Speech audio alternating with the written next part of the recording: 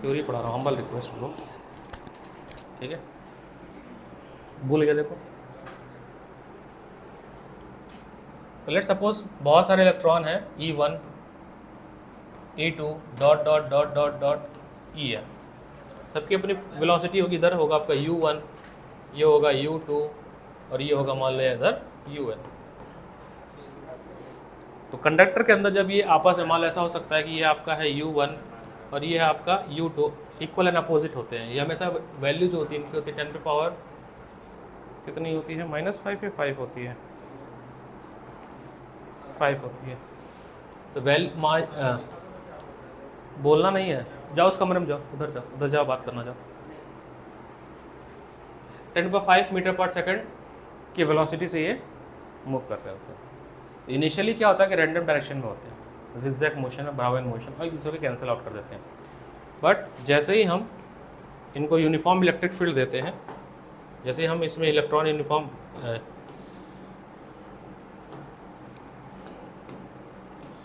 Uniform electric field देते हैं, we apply electric field, uniform electric field E, सभी के सभी against to electric field move कर लगते हैं और एक फोर्स भी लगता है इनके ऊपर। मान लो एक इलेक्ट्रॉन यहाँ पे है, इसका मास है m, ए एक्सेलरेशन से मूव करने लगेंगे। आपको पता होना चाहिए कि इलेक्ट्रिक फील्ड जब लगता है तो फोर्स लगता है आपका, फोर्स अपॉन होता है चार्ज, फोर्स अपॉन होता है चार्ज। तो F हो जाएगा आपका E इंटू ई, यहाँ पे E क्या है, इलेक्ट्रॉन, क्या है, इलेक्ट्रॉन। तो इनिशियल वेलोसिटी सभी का आपस में कैंसिल आउट करके क्या हो जाएगा, 0। मैंने बताया था U जो है, मान लो UN की बात करें तो U1 plus U2 dot dot dot UN upon N, इनकी वैल्यू क्या हो जाएगी, 0, क्योंकि सब एक दूसरे को क्या करेंगे, कैंसिल आउट कर देंगे। जब आप इलेक्ट्रिक फील्ड E अप्लाई करेंगे, when we apply uniform electric field, तो जो एक्सेलरेशन आएगा, देखो एक्सेलरेशन होता है force upon mass, force upon force ये रहा ई अपॉन एम, और माइनस साइन बताता है कि opposite direction of applied electric field है, opposite direction of applied field है, तो minus sign, so opposite direction of applied electric field, applied electric field.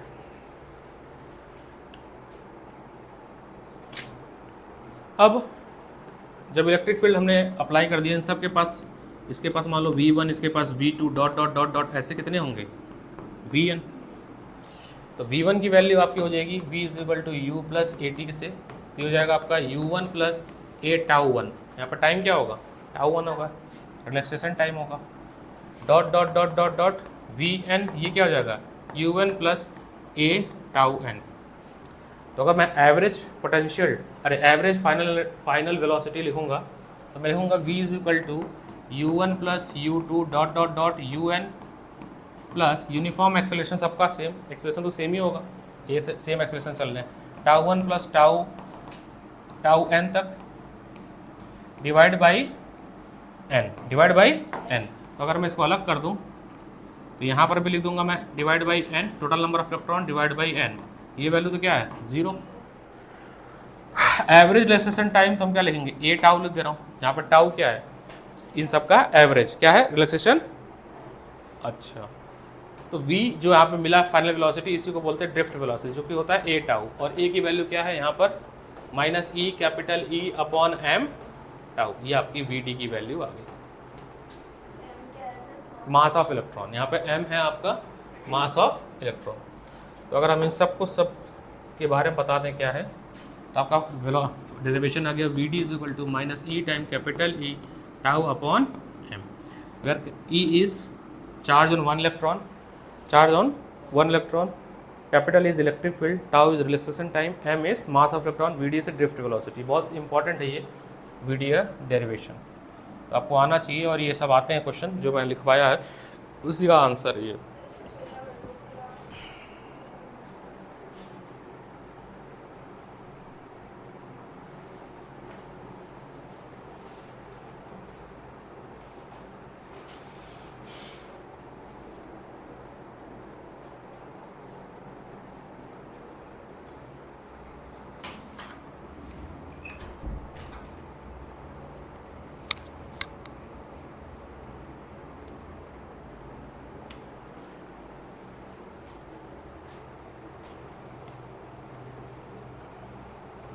हम्म हम्म।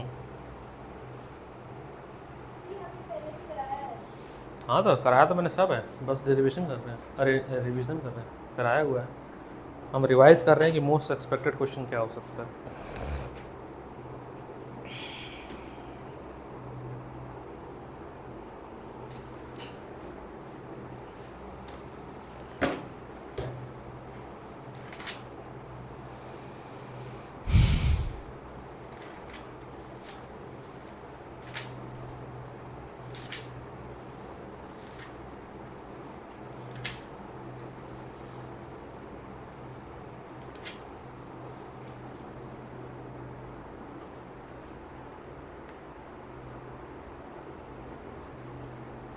अभी बताने की हालत में नहीं हूँ मैं। लिखते रहो जब तक लिख सकते। खत्म हो गया, सारे क्वेश्चन हो गए, सब 150 क्वेश्चन सारे हो गए। एनसीईआरटी हो गया ना। अब इसी चैप्टर के पीछे जब जाओगे वहाँ पे लिखा है NCERT previous year question, section open करो, आगे चलते जाओ, मिलेगा तुम्हें। उनको स्टार्ट करो। नेक्स्ट क्वेश्चन देखो, P/PQ, ये हो जाए तो हाँ शुरू हो जाए इससे।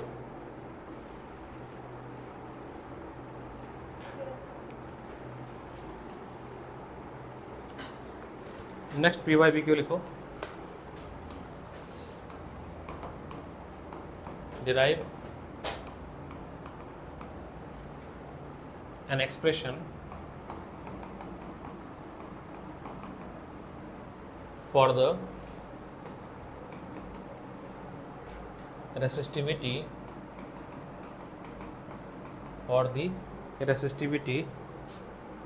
of a conductor, of a good conductor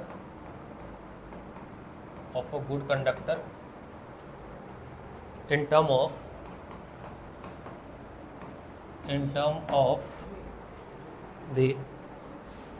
of the relaxation time of electron, in term of the relaxation time।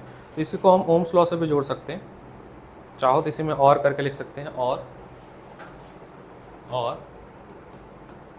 Derivation of Ohm's law, derivation of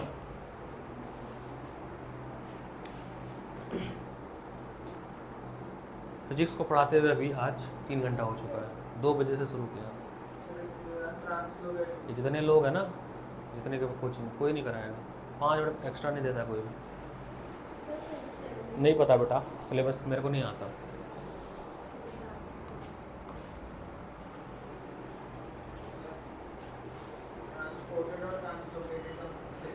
तो इसमें अगर हम सोचें कैसे बताएंगे, देखो हमने एक चीज़ सीखा है कि इलेक्ट्रिक फील्ड होता है आपका potential difference per unit length, potential difference per unit length.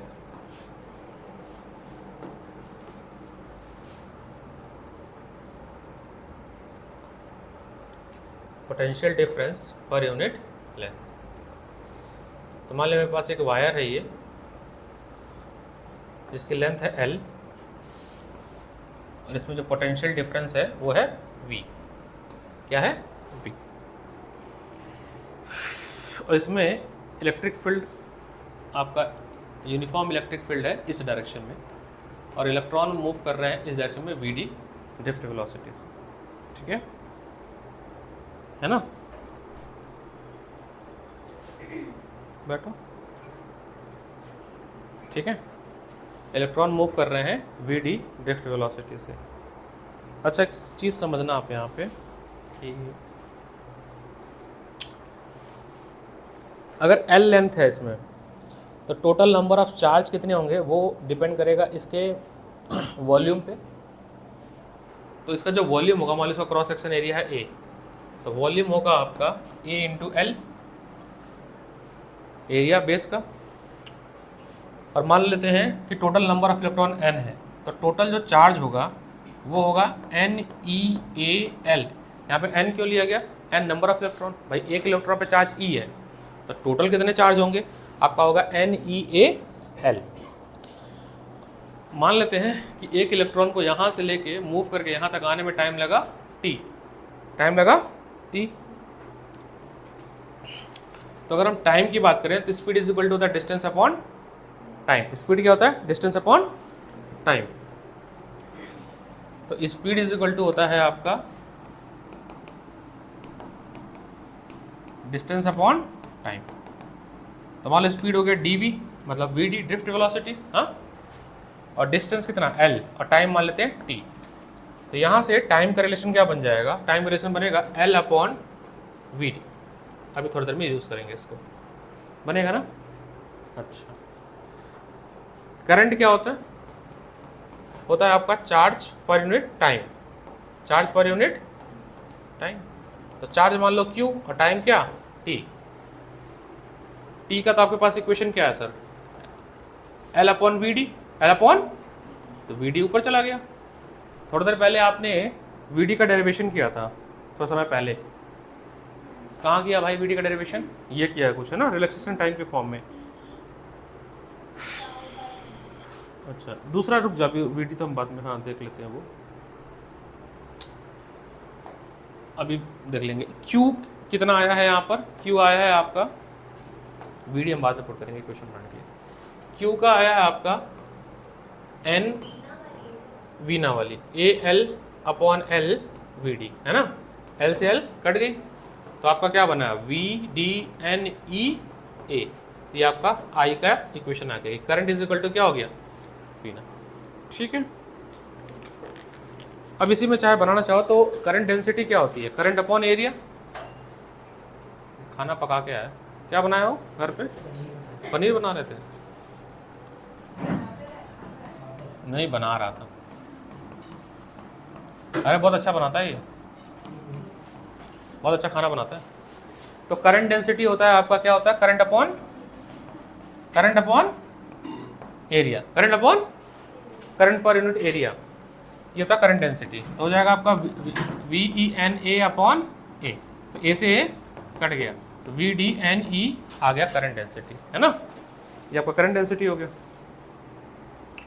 अब देखिएगा सर, नेक्स्ट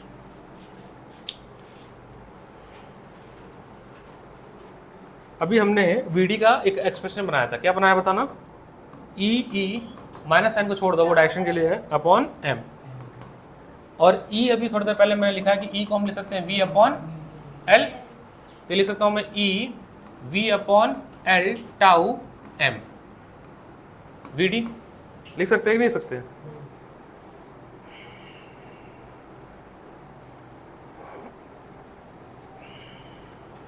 ठीक है, इसको भी क्वेश्चन नंबर 1 बना लेते हैं।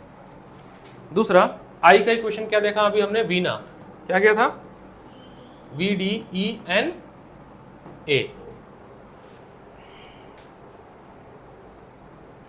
और वी डी की वैल्यू क्या थी? E tau upon M, E N A. तो ये हो जाएगा यहां से क्या? E square E tau N A upon M, ये आई आ गया। इसको इक्वेशन नंबर 2 लिख लेते हैं।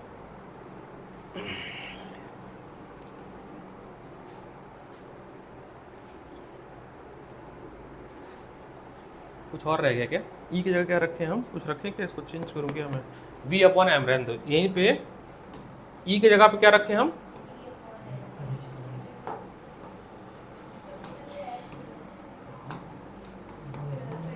ध्यान दो यहाँ पे, tau N A upon M.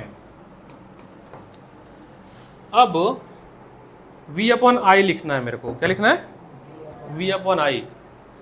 तो अगर मैं i को यहाँ भेजूंगा तो i upon v is equal to हो जाएगा E tau N A upon M L, है ना। इसी को रेसिप्रोकल कर देंगे, तो v अपॉन आई हो जाएगा एम एल, ये स्क्वायर है ना, ई स्क्वायर है, ई स्क्वायर टाउ एन ए। इन सब में ध्यान से देखेंगे, m कांस्टेंट है, l कांस्टेंट है, e कांस्टेंट है, n कांस्टेंट है, टाउ कांस्टेंट है, एरिया कांस्टेंट है। जब सारी वैल्यू कांस्टेंट है तो इसको आर लिख देता हूँ मैं भाई, इलेक्ट्रॉन का मास नहीं चेंज होगा, लेंथ हम बदल नहीं रहे हैं, यहाँ पे नंबर ऑफ इलेक्ट्रॉन फिक्स रहेगा, रेडिएशन टाइम फिक्स रहेगा, वो तभी हम देख लेंगे। ये ठीक है ना। तो यहाँ से हमने क्या लिख दिया कि V अपॉन आई क्या हो गया, R, रेजिस्टेंस हो गया ना, ये आपका क्या है, ओम्स लॉ, क्या हुआ, और R का हमने यहाँ पे क्या लिखा, यहाँ लिखा ml upon E square tau N A. अब जो तुम रो वाला बोल रही तो ध्यान से देखेंगे कि अगर मैं इसको ऐसे लिख दूं m upon E square tau N और l बाई ए का थोड़ा दूर लिख देता हूँ, ये पूरी वैल्यू क्या हो जाएगी, रो, क्योंकि हमको पता है एक फॉर्मूला है ना। हाँ, तो R का एक और फॉर्मूला आ गया आपका रो L बाई ए, तो यहाँ से रो का भी फॉर्मूला आ गया आपका m ई स्क्वायर टाउ n, और इसीलिए हम कहते हैं कि रेसिस्टिविटी लेंथ और एरिया डिपेंड नहीं करती, क्योंकि उसके फॉर्मूले में ही नहीं है। तो ये आपको जो क्वेश्चन दिया था वो वाला भी, उसका डेरिवेशन भी मैंने कर दिया ओम्स लॉ का। ये है ना, इसमें करो, ये पूरा डेरिवेशन आपका हो गया। यहाँ से एक सेकंड इसको एक काम करते हैं,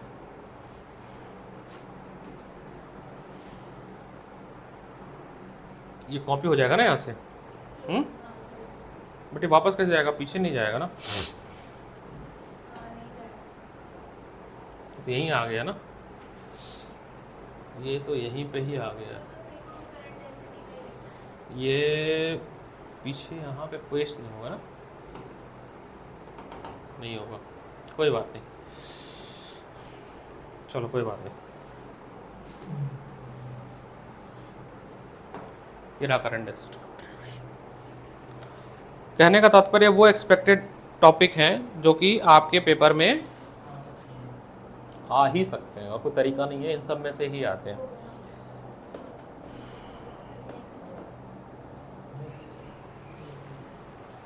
ये था 2016 और 17 का क्वेश्चन था, जो भी ओम्स लॉ का डेरिवेशन था।